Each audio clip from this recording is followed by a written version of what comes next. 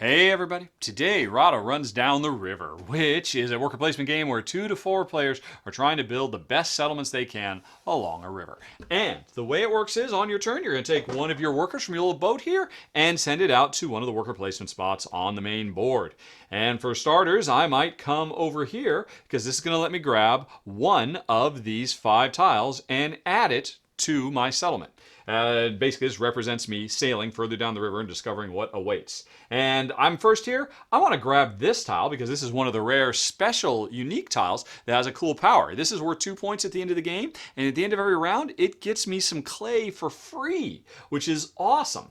All right, and so when you take a tile, you have to put it in the next space on the river. The next tile I will put will actually cover up this stone quarry with whatever new function I've got. And then the next tile I put will cover up this potential storage space with whatever new tile I get. And then I have to snake around and start building along here and then eventually along here. This is the main place that the river comes in, trying to plan out where you're going to put these tiles, giving up old functionality to replace it with new functionality, plus bonus scoring opportunities. But anyway, that was my turn. I grabbed a very, very cool special power tile. Now it is Jen's turn. She might say, hey, you know what? She sees a tile she wants as well. Now, because I went here, I'm the only other person who could come to this space, but Jen, she could come over here and basically what this translates to is every round, each player can grab up to 2 tiles. So Jen's going to grab a tile as well.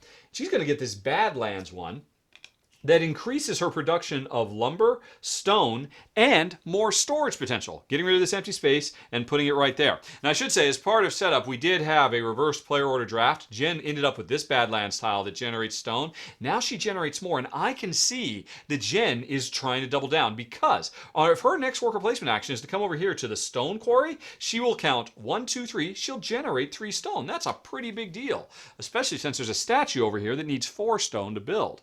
So it's my turn again, and what do I want to do? Well, if I want to get first dibs on one of these, I've got one more opportunity, but you know what? Hey, if I generate some stone, I'll get a single and prevent Jen from getting all of hers. This is the very cutthroat nature of this game. It is very easy to see what your opponents are going for, and sometimes it makes a lot more sense to cut them off than to do what's ideal for you. But for now, I'll let live and let live. I'm just going to go ahead and grab another tile. This is the last one I can do this round because I really want this one. And the interesting thing is, by me taking this, I'm giving up my ability to produce stone, but this is a special power that at the end of the game, I will get 1 victory point for every plains or meadow, I should say, that I've put onto my board. I already have 1 meadow, so now I really want to focus on getting more meadows and filling this up because that could be worth a lot more points at the end of the game. So that was it, and Jen breathes a sigh of relief. Phew! I didn't cut her off at the knees. She will rush over here very quickly, although now she looks around and sees that, well, hey, I can't generate stone at all, so she doesn't have to rush over here quickly anymore. Instead, she will be the first to come over here and reserve a building that she wants to build. She wants to build this stone building, so she's going to take it, and now she basically keeps on. You can hold up to 2 of these in your personal supply. And so Jen grabbed that just so that I didn't grab it away from her because she's definitely planning on building it. And now it's my turn again. You know what? I could still cut her off from all this stone. And I know she wants to build it, but I would get no stone for her now since I've covered up my only stone area. So I think I'll go on ahead and do something else. As part of startup, I ended up getting this clay area. So if I go harvest some clay, I will get 1, 2 clay. There you go. And now I've got it stored. You can see I got a whole bunch of places to store along the river. So I'll just go on ahead and store these right here. Okay, it is now Jen's turn. And finally, man, I was way too easy on her. She goes and she gets her 1, 2, 3 stone. Boom, boom, boom. She stores it all. Okay, my turn. I've got 1 more worker. I cannot claim any more. Let's see. I could go harvesting wood. I'd get 1. I could instead come over here where where you get 1 food, which are these awesome little turkey meeples, cutest little meeples you've ever seen. So I think I'll come over here and I'll just get a food, and I got to store it as well. Now, food is a wild card that can stand in for anything.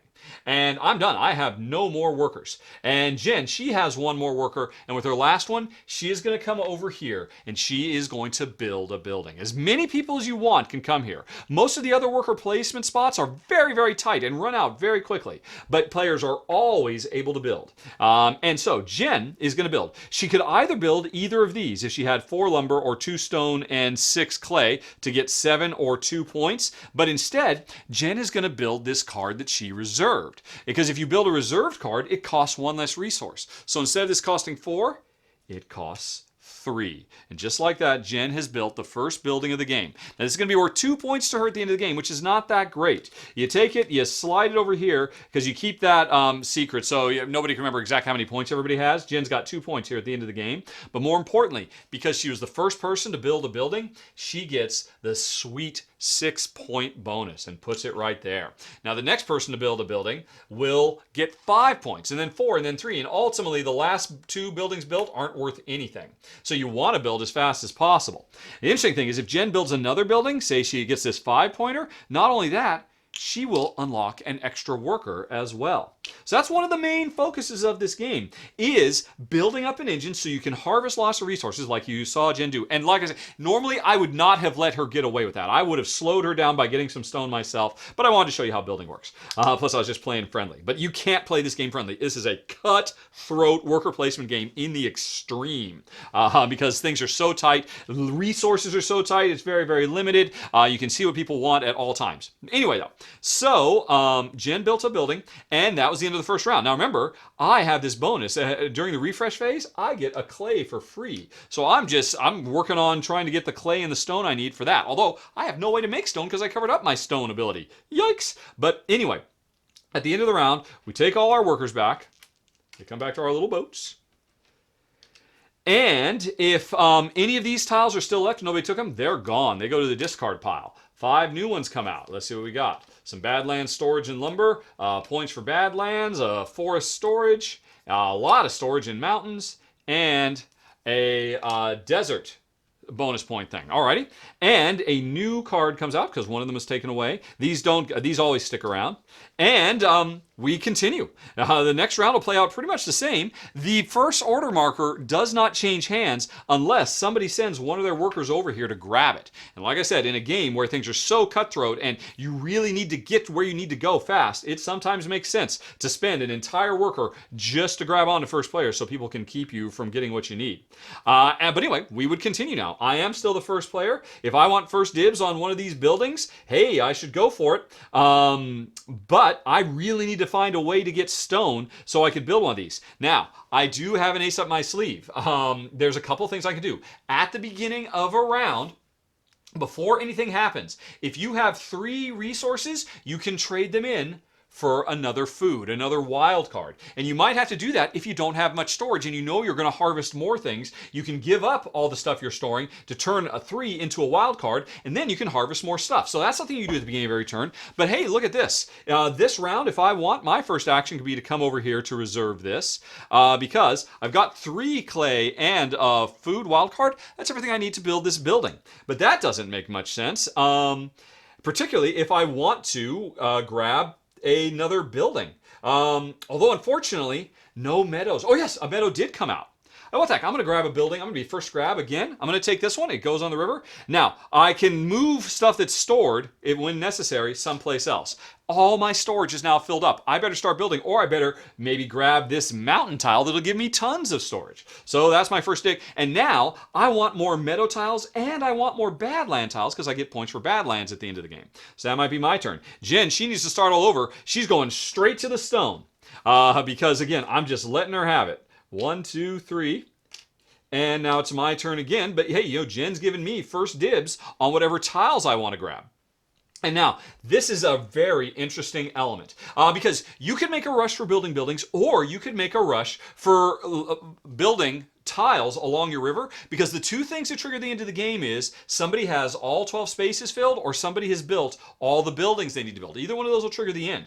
And there is a huge amount of points you can score at the end of the game if you've laid your tiles out correctly on the river. And what that means is, at the end, If your first and second tile in a given column are the same type, you score 2 points for that. If your first, second, and third are all the same type, you score 6 points. So if you get columns all the way through and match everything, that's 24 points. That could win you the game right there if you rush really fast to finish your river and you get a lot of the same stuff. But how would that happen? I mean, Jen, she's got a problem. She'd want this bad land down here instead of over there. Well, if Jen filled out more of her river, one of the other actions you can do is to come here, and it lets you swap any 2 tiles however you like, specifically so you can trigger those big, huge in-game bonuses for having your layout done correctly. But sometimes there are tiles that will give you special abilities that let you move stuff around as well. But the tricky thing is, the more tiles you go for, like if I come over here and I'm the first to grab another tile, I'm running out of storage. Hey, maybe I want to get this sweet, well, actually, I'd probably go for this that has 2 storage and it ups my lumber production, and I have to now go around the corner and put it here.